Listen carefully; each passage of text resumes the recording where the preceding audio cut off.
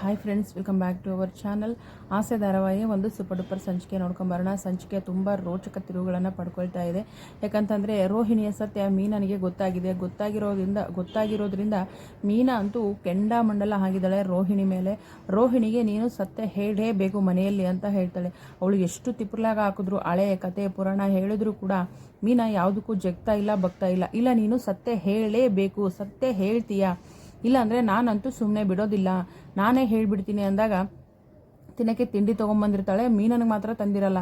ಆಗ ಸಾರಿ ಮೀನಾ ಅವರೇ, ನೀವು ತುಂಬ ದೊಡ್ಡ ವ್ಯಕ್ತಿ, ನೀವು ಅರ್ಥ ಮಾಡ್ಕೊಳ್ತೀರಾ, ಒಂದು ಹೆಣ್ಣಿನ ಜೀವನ ಸಂಸಾರನ ಉಳಿಸ್ತೀರಾ, ನೀವು ಮುಂಜಾನೆ ಎದ್ದು ನಿಮ್ಮ ತವ್ರ ಮನೆಗೆ ಹೋಗಿರ್ತೀರಾ ಅಂತ ಹೇಳಿ ನಾನು ನಿಮ್ಗೆ ತಿಂಡಿ ತಂದಿಲ್ಲ ಅಂತ ಹೇಳ್ತಾಳೆ. ಆದರೆ ಈಗ ನಾನು ದೊಡ್ಡ ಮನುಷ್ಯಳು ಅಲ್ಲ, ಹೌದು ತಾನೇ ಅಂದ ತಕ್ಷಣ ಆಗಲ್ಲ ಮೀನಾ ಅವರೇ ಅಂತ ಹೇಳಕ್ಕೆ ಹೋಗ್ತಾಳೆ.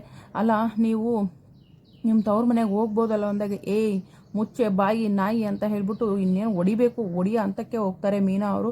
ಇನ್ನು ಮೀನನಿಗೆ ಅವ್ರ ಮಾವನೇ ತಿಂಡಿ ಕೊಡ್ತಾರೆ. ತಿಂಡಿ ಕೊಟ್ಟು ಸತ್ಯ ಏನೋ ಇದೆ ಕಂದ, ಆದರೆ ಆ ಸತ್ಯ ಏನು ಅಂತ ನೀನು ಹೇಳ್ತಾ ಇಲ್ಲ ಅಂತ ಹೇಳಿ ರಂಗನಾಥ್ ಕೂಡ ಹೇಳ್ತಾರೆ. ಇದೆಲ್ಲ ಆಗುತ್ತೆ. ಇನ್ನು ಮೀನಾ ತವ್ರ ಮನೆಗೆ ಹೋಗ್ಬೇಕಲ್ಲ ಗಂಡನ ಮನೆಯಿಂದ, ಏನಾದರೂ ಒಂದು ನೆಪ ಬೇಕಲ್ವಾ. ಸೂರ್ಯ ಜೊತೆ ಸುಮ್ಮನೆ ಜಗಳ ಮಾಡಿಕೊಂಡು ನೀವು ಕುಡಿಯೋದು ಬಿಡ್ತೀನಿ ಅಂತ ಹೇಳಿ ನಾನು ಇಲ್ಲೇ ಇರ್ತೀನಿ ಅಂತ ಹೇಳ್ತಾರೆ. ಹಾಗಾದರೆ ಪಾಪ ಸೂರ್ಯ ಏನು ಮಾಡಬೇಕು? ಸೂರ್ಯ ಏನು ಮಾಡ್ತಾನೆ? ಏನೂ ಹೇಳೋದಿಲ್ಲ. ನಿನಗೆ ಹೋಗೋಕ್ಕೆ ಇಲ್ಲಿಂದ ಜಾಗ ಖಾಲಿ ಮಾಡೋಕ್ಕೆ ಒಂದು ನೆಪ ಬೇಕು ಅಷ್ಟೇ ತಾನೇ, ಹೋದರೆ ಹೋಗೆ ಅಂತ ಹೇಳ್ಬಿಟ್ಟು ಸೂರ್ಯ ಕೂಡ ಕೋಪ ಮಾಡ್ಕೋತಾರೆ. ಕೋಪ ಮಾಡ್ಕೊಂಡಾಗ ಏನಾಗುತ್ತೆ, ಇನ್ನೇನು ಮಾಡಬೇಕು, ಅನಿವಾರ್ಯ. ಇವಳು ನಿನಗೆ 3 ದಿನ ಟೈಮ್ ಕೊಡ್ತೀನಿ, ಅಷ್ಟರಲ್ಲೇ ಸತ್ಯ ಹೇಳಬೇಕು ಅಂತ ಹೇಳಿರ್ತಾಳೆ. ಆ ಕಡೆ ಅವ್ರ ಅಮ್ಮ ಕೂಡ ಕೇಳ್ತಾಳೆ, ಏನೋ ನಡೆದಿದೆ, ಏನಾಯಿತು ಅಂತ ಹೇಳಿ, ಏನಂತ ಹೇಳು ಅಂದರೆ, ಅಮ್ಮ ಕಾರಣ ಇದೆ ಅಮ್ಮ, ಆ ಕಾರಣ ಏನು ಅಂತ ಸದ್ಯದರಲ್ಲೇ ಹೇಳ್ತೀನಿ, ಆದರೆ ಈಗ ಏನು ಹೇಳೋ ಪರಿಸ್ಥಿತಿಯಲ್ಲಿ ನಾನಿಲ್ಲ ಅಂತ ಹೇಳ್ತಾಳೆ ಮೀನಾ. ಅದೇನು ಅಂತ ನನ್ನ ಹತ್ರನಾದರೂ ಹೇಳಿ ಅನ್ನಷ್ಟಕ್ಕಾಗಲೇ ರಂಗನಾಥ್ ಕೂಡ ಬರ್ತಾರೆ. ಅಣ್ಣ ಬನ್ನಿ ಅಣ್ಣ ಅಂದ ತಕ್ಷಣ, ಏನಮ್ಮ ಮೀನಾ, ನಾನು ಕಾರಣ ಏನು ಅಂತ ನಿನ್ನ ಕೇಳೋದಿಲ್ಲ, ಆದರೆ ಈ ಮಾವ ಹೇಗಿದ್ದಾನೆ ಅಂತ ಒಂದು ಆರೋಗ್ಯ ವಿಚಾರಿಸ್ಕೊಳ್ಳೋದು ಒಂದು ಸೌಜನ್ಯ ಅನ್ನೋದಾದ್ರೂ ಇರಬೇಕಾಗಿತ್ತಲ್ಲಮ್ಮ. ನಿನಗೆ ಈ ತಂದೆ ಬೇಡ ಆಗಿರ್ಬೋದು, ಆದರೆ ನನಗೆ ನನ್ನ ಮಗಳು ಬೇಕು ಅಂತ ಹೇಳಿ ರಂಗನಾಥ್ ಅವರು ಬರ್ತಾರೆ. ಅಣ್ಣ ಬನ್ನಿ ಕೂತ್ಕೊಳ್ಳಿ ಅಂತ ಮೀನಾ ಅವ್ರ ಅಮ್ಮ ಕೂಡ ಕೂಡಿಸ್ತಾರೆ. ಆದರೆ ಸತ್ಯ ಮೀನಾ ಹೇಳಬೇಕು ಅಟ್ಲೀಸ್ಟ್ ಅವ್ರ ಮಾವನಿಗಾದರೂ, ಬಟ್ ಅದು ಯಾವುದನ್ನು ಮಾಡ್ತಾ ಇಲ್ಲ.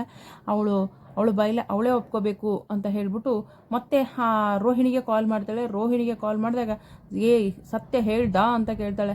ಅಲ್ಲ ರೋಹಿಣಿ ಅವರೇ, ನೀವು ಇಷ್ಟು ಪ್ರೆಷರ್ ಹಾಕಿದ್ರೆ ಹೇಗೆ, ನನಗೆ ಸತ್ಯ ಹೇಳೋಕ್ಕಾಗ್ತಿಲ್ಲ, ಸ್ವಲ್ಪ ಕಾಲಾವಕಾಶ ಕೊಡಿ, ನೀವಿನ್ನೂ ಅಲ್ಲೇ ಇರಿ ಅಂದ ತಕ್ಷಣ, ನೀನೀಗ ಹೇಳಿದ್ರೆ ಸರಿ, ಇಲ್ಲ ಅಂದರೆ ಮಾರನೇ ದಿನ ನಾನು ಅಲ್ಲೇ ಬರ್ತೀನಿ, ನಾನೇ ಹೇಳ್ತೀನಿ ಅಂತ ಹೇಳ್ಬಿಟ್ಟು ಸರಿಯಾಗಿ ಆವಾಜ್ ಹಾಕ್ತಾರೆ. ಆವಾಜ್ ಹಾಕಿದ ತಕ್ಷಣ ಬರ್ತಾರೆ. ಇವಳು ಹೇಳೋದೇ ಇಲ್ಲ, ಫೋನ್ ತೊಗೋತಾಳೆ. ಫೋನ್ ತೊಗೊಂಡು ವಾಯ್ಸ್ ಮೆಸೇಜ್ ಮಾಡ್ತಾಳೆ, ನನ್ನ ಹೆಸರು ರೋಹಿಣಿ ಅಲ್ಲ ಕಲ್ಯಾಣಿ, ನನಗೊಬ್ಬ ಮಗ ಇದ್ದಾನೆ ಕ್ರಿಶ್ ಅಂತ ಹೇಳ್ಬಿಟ್ಟು ಅದನ್ನು ಸೆಂಡ್ ಮಾಡೋದ್ಬಿಟ್ಟು ಡಿಲೀಟ್ ಮಾಡೋಕ್ಕೆ ಹೋಗ್ತಾಳೆ. ಏನೇ ಫೋನ್ ಡಿಲೀಟ್ ಮಾಡ್ತೀಯ ನೀನು ಅಂತ ಹೇಳ್ಬಿಟ್ಟು ಫೋನನ್ನು ಕಿತ್ಕೊಂಡು ಬರ್ತಾರೆ ನಮ್ಮ ಮೀನಾ ಅವರು. ಸೊ ಇಷ್ಟೆಲ್ಲ ಆಗಿದೆ.